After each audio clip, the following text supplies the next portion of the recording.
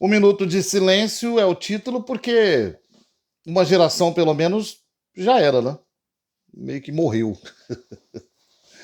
Ai, gente, de volta aqui no canal Tricolaço para falar das coisas do futebol em ritmo de Copa do Mundo ainda. Depois de Brasil 1, Noruega 2. E de novo, o Brasil está fora da Copa do Mundo. De novo contra uma seleção europeia. De novo no quinto jogo. A história se repete há 22 anos, né? Porque há 24 ganhou, há 20 anos. Há 24 ganhou, então de 20 anos para cá, o Brasil não acerta mais, então vai para um ciclo agora de 28 anos sem ganhar uma Copa do Mundo. É verdade que esse ciclo dos 5 jogos só foi quebrado em 2014, curiosamente, quando o Brasil conseguiu chegar à semifinal, mas aí tomou a tunda que tomou da Alemanha, o famoso 7-1. Lembra? Muita gente não lembra, mas ali era a semifinal. Ali o Brasil tinha passado dos 5 jogos e chegou até a Alemanha. E também não foi eliminado, né? Porque a semifinal não elimina, né? O Brasil foi disputar o terceiro lugar e perdeu para a Holanda. Pouca gente lembra. Na disputa do terceiro lugar, o Brasil perdeu para a Holanda por 3-0 no sábado, né? Antes da final entre a Alemanha e a Argentina naquele ano. E aí em 2018, 5 jogos, quartas de final, 2022 a mesma coisa, e pelo jeito virou uma marca. E muita gente diz assim, de novo a gente já falou, em 2022, tem um vídeo aí, já tinha falado, o pessoal fala de vergonha, fala de vexame, fala... tudo isso é baseado num costume, numa cultura nossa, de que o Brasil é o melhor, e como o Brasil é o melhor, não se espera dele nada além do título. E quando ele cai antes, ele vivenciou uma vergonha. E a gente já disse aqui, eu disse naquela vez, isso não é verdade. Mas isso não é verdade porque não é uma vergonha sair. Não é verdade porque o Brasil não é o melhor. E o Brasil não é o melhor há muito tempo. E não ser o melhor é normal. É normal. O que acontece é que nós não nos acostumamos a isso, que existe um rodízio, existe um ciclo, existe um tempo. O tempo do Brasil foi, e o tempo de outros veio, e o tempo desses outros também passará. O que a gente precisa entender, mas eu acho que vai ser muito difícil, por isso que eu cansei um pouco desse negócio. Eu continuo torcendo pela seleção brasileira, continuo gostando de Copa do Mundo, vou torcer em 2030, vou acompanhar.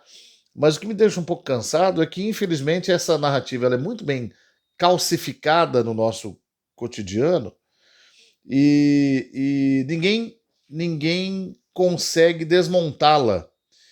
E o que me chateia é que eu tenho a nítida impressão de que, quando a gente conseguir desmontar essa narrativa, o Brasil vai voltar a ganhar. Porque o Brasil deixará de procurar aquilo que as pessoas acham que é o melhor e vai passar a construir alguma coisa que pode efetivamente virar o melhor. E é o melhor ocasional, momentâneo, porque o melhor é momentâneo mesmo. É momentânea o melhor momento da Argentina em 2022, pode ser que ganhe de novo agora, mas ele não é eterno.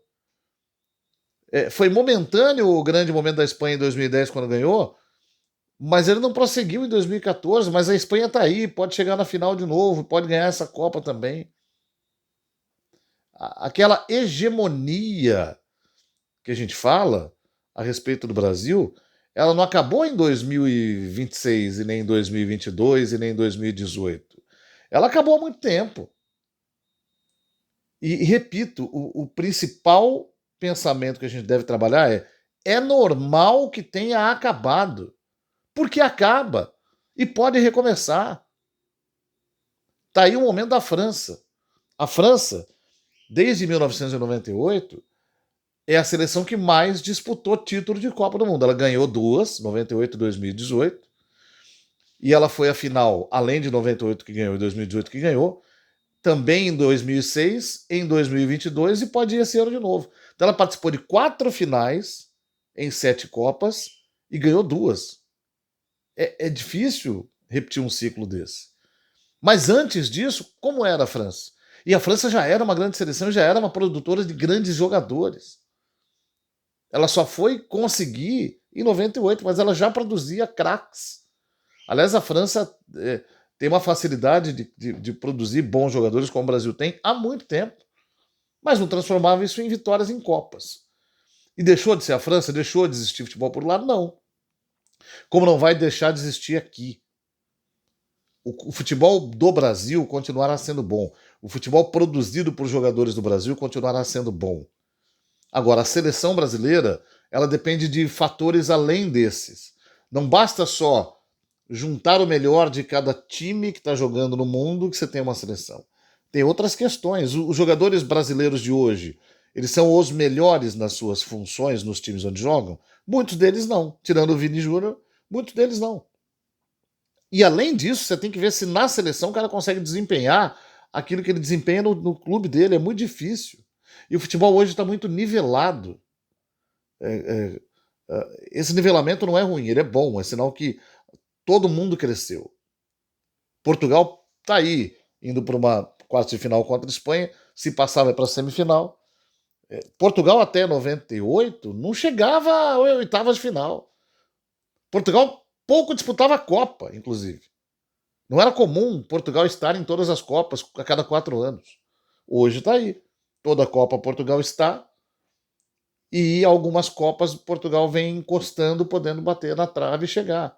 Mas isso não acontecia. A Argentina ganhou em 2022, mas quando ela ganhou em 2022 já fazia 20, quase 30 anos. Então, eram 26 anos. 26, 28 anos que não ganhava. Em 86, e aí ficou todo aquele tempo sem ganhar. E pode ser que repita a dose agora. A Argentina, diferentemente da França, é de uma fase de um grande jogador, o maior do seu tempo, que é o Messi. Talvez o maior da história. Talvez o maior da história junto com o Pelé, mas, enfim, ele é muito grande. Seus companheiros nem tanto, mas ele ajuda a fazer a diferença para a Argentina. E o Brasil não tem esse jogador. Só que quando a gente fala Brasil não tem jogador, hoje em dia as pessoas falam assim, pô, é mesmo, hein?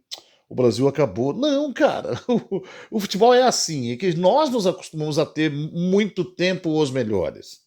Isso é uma virtude nossa. Mas um dia acaba. E não adianta procurar. Eu vi cada narrativa idiota. E sabe o que me chateia quando o Brasil sai de Copa? Porque as narrativas idiotas voltam. Se fosse uma garantia de que não haveria narrativa idiota, tudo bem, mas putz, eu fico torcendo o Brasil ganhar também por isso, porque aí vem aquele negócio, não, tem que convocar só jogador do Brasil. Não, porque antes os caras não iam para a Europa. Cara, onde se pratica o melhor futebol hoje? Não é na Europa? Então, o natural é o quê? Que quanto mais se jogar lá, melhor você fica, concorda comigo? Se você pega o Marrocos de hoje e o Marrocos de Copas atrás, o Marrocos hoje é um time de primeiríssima linha.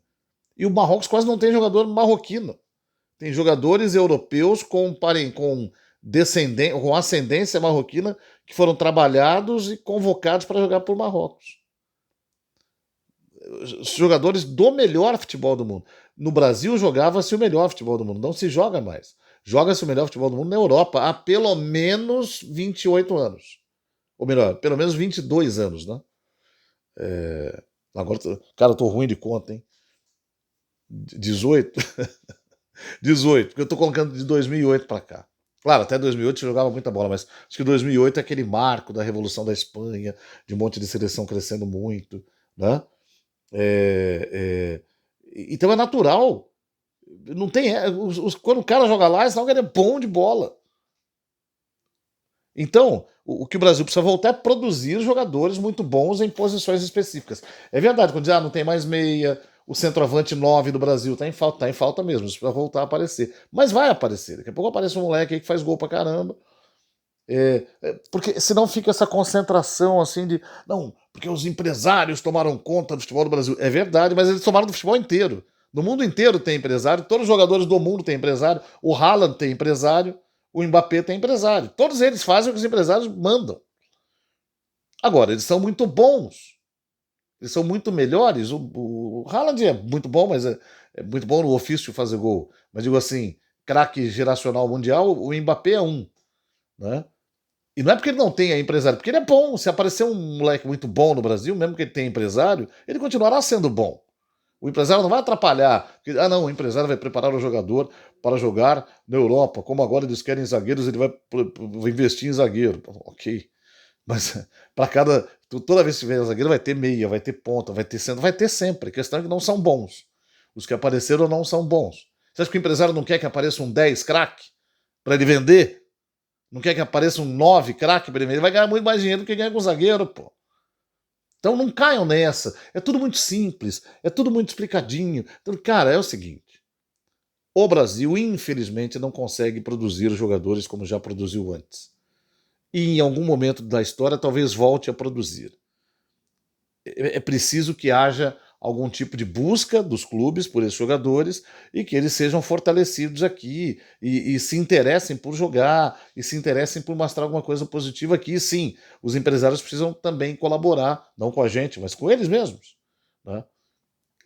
Se preocupando menos com linha de montagem. Os clubes também, né? Os clubes não têm um grande meia, vai procurar um grande meia. Vai investir nesse grande meia.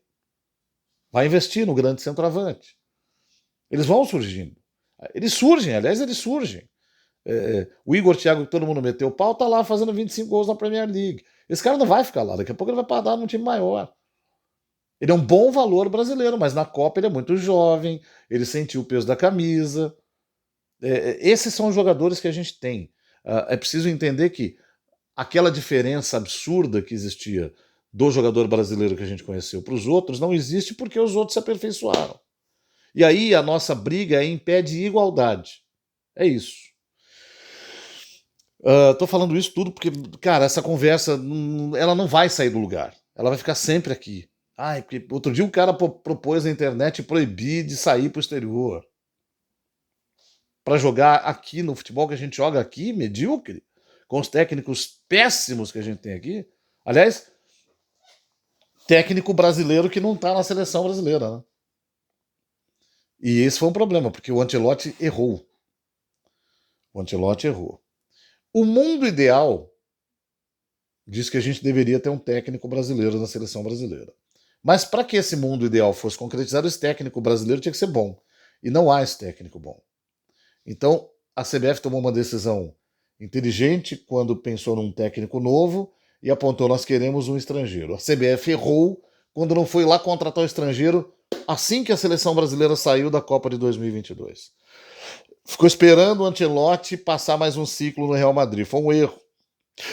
Havia outros. Tinha que conversar com esses outros. Tinha que dar uma oportunidade para esses outros. Ou eleger um brasileiro e ir com ele até o final. E é evidente que esse brasileiro não era o Ramon Menezes. E aí a gente vai falar do ciclo. E aí eu vou pegar no pé também de quem criticou o Tite injustamente da outra vez. Porque uma das críticas usadas na época do Tite foi o ciclo. Não sei se todo mundo lembra, tinha gente que fala: mas não adianta ganhar a Copa América e a eliminatória sul-americana se perde para o europeu na Copa, porque não joga contra o europeu. Bom, não era culpa do Tite não jogar. A CBF que tinha que armar. Dessa vez conseguiu-se marcar 4, né, nesse ciclo, amistosos com seleções europeias. Muito bom. Aplausos. Mas é muito difícil porque eles jogam entre si o tempo todo. Então, essa culpa não era do Tite, essa era uma culpa da CBF que não conseguia costurar para ter esses amistosos. Mas o fato é o seguinte: enquanto o Tite era técnico da seleção brasileira, o Brasil fez 2 ciclos perfeitos até a chegada às 2 Copas do Mundo que não ganhou com ele. Na última disseram o seguinte: tá aí a Argentina, que fez um ciclo caótico e ganhou. Verdade. O técnico da Argentina não era técnico, ele era um auxiliar técnico que nunca tinha comandado uma equipe. Foi escolhido para tapar buraco até que um técnico definitivo fosse contratado. Eles não conseguiram contratar esse técnico definitivo e mantiveram o cara, até porque os jogadores gostavam dele, pediram para ele ficar, o Messi, inclusive. Ele ficou, o time acabou acertando nos 7 jogos, porque a Argentina só foi melhorar na penúltima rodada das eliminatórias e se classificou na última. E aí a Argentina fez 7 jogos, não tão perfeitos assim, mas 7 jogos que conseguiram levar lá até a final da Copa do Mundo passado e ela ganhou. Não teve planejamento nenhum. Não é como a França, que tem o mesmo técnico desde 2012. E com esse mesmo técnico ganhou 18, foi vice em 22 e pode ganhar esse ano de novo. Isso é trabalho de ciclo. O Brasil tentou com o Tite. Não ganhou, mas poderia ganhar agora. O Tite pediu para sair. Então, ao terminar aquele ciclo, tinha que começar um outro novo. Veio o Ramon Menezes. Depois do Ramon, tentaram contratar o Ancelotti, não conseguiram. Foi o Diniz, mas o Diniz foi avisado que seria tampão. Cara, é um absurdo. Aí ele ficou um tempo lá. Aí, como o Ancelotti não veio, foi o Dorival. O Dorival fez um trabalho péssimo. Fez uma Copa América horrível. Aí, finalmente, conseguiram contratar o Ancelotti. Quando ele saiu do Real Madrid, ele veio. Mas quando ele veio, faltava um ano. E faltava um ano com um trabalho completamente sem legado. Não tinha o que ele pegar e aperfeiçoar. Ele tinha que começar do zero. E quando ele começou a organizar, ele perdeu ao longo do período 100 jogadores. 100 jogadores titulares. E não tinha o Neymar. Que é evidente que se tivesse inteiro seria titular. Isso aí ninguém questiona. Porque se ele tivesse inteiro, ele estaria jogando e certamente estaria jogando bem. Mas ele não estava.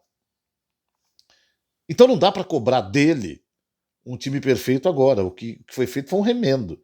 Agora sim, ele tem um ciclo inteiro pela frente e pode mostrar alguma coisa melhor do que mostrou. E aí ele convocou aquilo que ele achava que era o melhor, mas não convocou tão bem assim. Cometeu erros. E cometeu erro também na maneira do time se apresentar. E hoje, eu acho que foi o ápice desse erro. Eu disse aqui nos outros vídeos que dava para entender qual era a estratégia do Ancelotti. Ele colocou o Brasil para jogar de forma reativa. Dá a bola para o adversário, espera o adversário vir, deixa ele tocar a bola, é um pouco chato, mas a hora que a gente retoma, a gente vai para cima em velocidade e tenta fazer o gol. Se conseguir, vence o jogo. E fez isso hoje. Só que hoje o Brasil deixou a bola demais com a Noruega. E a Noruega começou a gostar, porque o perigo quando você deixa a bola é esse, quando o adversário começa a gostar. E aí, ao ficar a Noruega muito à vontade, o Brasil já não conseguia retomar o domínio. Então, ele tomou uma decisão no segundo tempo de um tanto de desespero, quando ele deveria ter mudado a estratégia e não o conteúdo por atacado. Né? Aí ele resolveu colocar Endrick, Neymar, colocou os dois juntos. E aí aconteceu um erro por causa da presença do Neymar ali. E depois colocou o Danilo Santos, que também era um jogador que poderia ter entrado antes. O Danilo, para mim, poderia ter começado o jogo no lugar do Paquetá, porque ele daria a mesma dinâmica do Paquetá, na minha visão. Mas o Martinelli não foi mal, é bom que se diga, naquela função. Mas ao colocar o Neymar da maneira como ele colocou, ele desorganiza um time que existia, com o Vinícius Júnior flutuante, para deixar o Neymar solto. Aí o Endrick fica preso do lado direito e o Vinícius Júnior fica preso do lado esquerdo. Como o Neymar não tem a mesma intensidade que já teve, o time perde um pouco da pressão que ele tinha conseguido construir. A ideia dele foi uma que eu tive antes do intervalo. Eu também achava que o Neymar tinha que entrar. Porque eu achava que ele ia entrar, mobilizar a atenção da defesa norueguesa, mas na minha cabeça o Vini continuaria solto.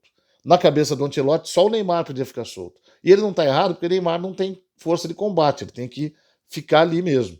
Mas eu acho que ele estar lá não podia impedir o Vinícius Júnior de continuar solto. Mas desorganizou o time que estava pronto.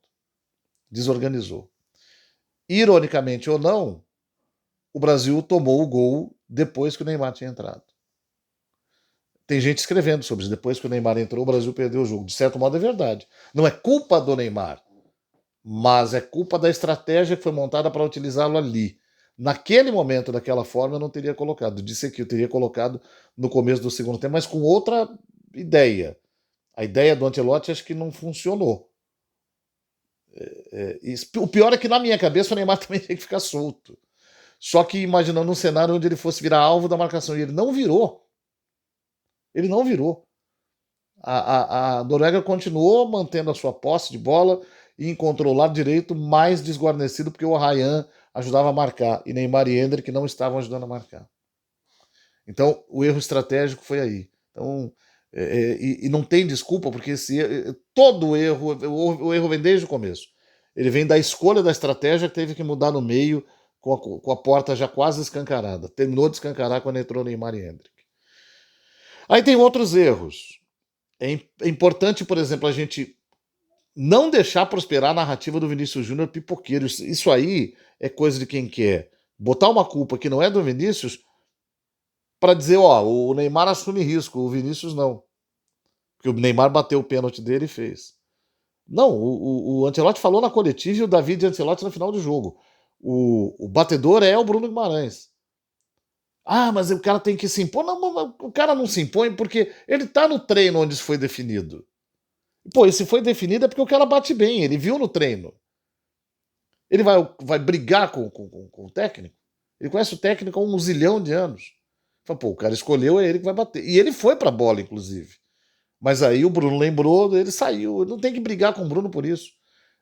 Para mim, a escolha tá errada. Se o Vinícius Júnior bate sempre no Real Madrid, ele deveria ser o escolhido pelo Ancelotti, que o conhece, para bater também na seleção brasileira. Mas ele disse que fez uma observação estatística, está certo. O técnico faz isso mesmo. Quem mais acerta é fulano. Então é ele que vai bater. Quem mais acerta é o Rafinha. Quem mais acertava em segundo lugar era o Bruno Guimarães. Você faria diferente disso? Ele determinou assim. Aí o Bruno Guimarães, que tem jogado bem, foi lá, bateu mal o pênalti. Fazer o quê? Né? Eu acho que aí é o erro da escolha. Eu também teria escolhido o Vinícius, mas o técnico, não. O Vinícius não pode levar uma culpa que não é dele, é do técnico. E de novo aquela briguinha idiota de fã do Neymar, que diz que o Vini Júnior não chama. Como não chama o jogo, cara? O cara chamou todos os jogos para ele, chamou hoje também. Deu a bola no pé do Endrick do gol do jogo, o Endrick errou. Também não dá para culpar o Endrick, tem 18 anos, cara, 19. Se você dá outra bola daquela pro Endrick, ele acerta. Pode perguntar para qualquer um que o conhece aí. O Endrick, falei na minha casa, o Endrick só precisa de mais uma dessas. Se chegar nele, ele acerta, que não chegou a nenhuma daquela. Então o festival de erros foi aí. E o outro, claro, deixar o Haaland. O Haaland não apareceu no jogo. A marcação sobre o Haaland foi bem feita. Mas de tanto insistir, uma hora ela cede. É a pedra, é a água mole, em pedra dura. E o Haaland precisa de uma bola. Uma única vez que a bola foi para ele em condição, ele cabeceou e fez o gol. Uma única vez que ela sobrou com a frente aberta, ele não erra, tá? Eu sou rato de Premier League. Quem assiste campeonato inglês todo domingo sabe que ele não erra. Se a bola cair no pé dele de frente pro gol, ele não erra. Ele não acertou antes porque nenhuma vez tinha caído do jeito que caiu naquela bola. Esse é o detalhe. Bom, não deve ter Neymar de novo. O Neymar disse que parou na seleção. Eu acho que Casemiro não volta, Alisson não volta, Danilo não volta, esses caras não voltam mais. De certo modo, isso é bom, porque você vai ser obrigado a produzir gente nova. Você já tem Endrick e Ryan, você já tem o Douglas, é jovem ainda, mas dá para aparecer laterais melhores. O Brasil precisa produzir laterais bons, não tem. O Vini ainda está no auge e está com a idade, e depois você vai ter que achar mais gente. De repente, essa necessidade de achar mais gente pode ser produtiva. De repente, o Ancelotti vai ser obrigado a ver mais jogos ainda dentro do Brasil e aqui encontrar, porque o Ancelotti está conhecendo os caras agora, ele conhece os de lá. E ele vai conhecer os caras aqui. Um cara como o Ancelotti pegando um cara daqui de dentro pode ser muito positivo para o cara daqui de dentro. Que é uma coisa que ele acabou não pegando. Então, é ruim ter saído, mas ao mesmo tempo abre-se um leque de possibilidades para produzir gente nova. Para ter sangue novo, cara nova, jeito novo de encarar o que é jogar por uma seleção brasileira. Isso sim, essas coisas precisam surgir. Agora, esse negócio de. E outro, o ataque pessoal, isso me irrita. Não, porque o fulano é não sei o quê, é o pior da sociedade. Cara, vamos parar com isso. A gente sempre teve o melhor e o pior da sociedade na seleção, nos empregos, na rua, em todo lugar. Eu não estou passando pano, eu estou dizendo que a crítica precisa ser bem feita. A crítica precisa ser a quem merece a crítica. A crítica precisa ser o péssimo trabalho de ciclo que a CBF fez. Ao não escolher logo um técnico. Precisa ser feita o Ancelotti para que ele trabalhe melhor também. Né? E eu nem sei, eu quando concordei com o técnico estrangeiro, por exemplo, não sei se era o Ancelotti que tinha que ser. Porque o estilo dele é esse aí. Talvez um Jorge Jesus, naquela época no Brasil, fosse mais negócio. Hoje também não sei nem se ele gostaria. E também está, enfim, indo lá para o caminho final da carreira. Mas isso é uma outra discussão, sabe? É uma discussão que se perde. Eu acho que o que ficou é assim: o Brasil perdeu para a Noruega porque hoje o Brasil pode perder como ele pode ganhar da Noruega. Ele não jogou pior demais que a Noruega. Teve momentos que dava para o Brasil ganhar o jogo com alguma facilidade, mas ele não conseguiu fazer, terminar, concluir. E o Brasil é um país que é capaz de tomar gols da Noruega sem reagir.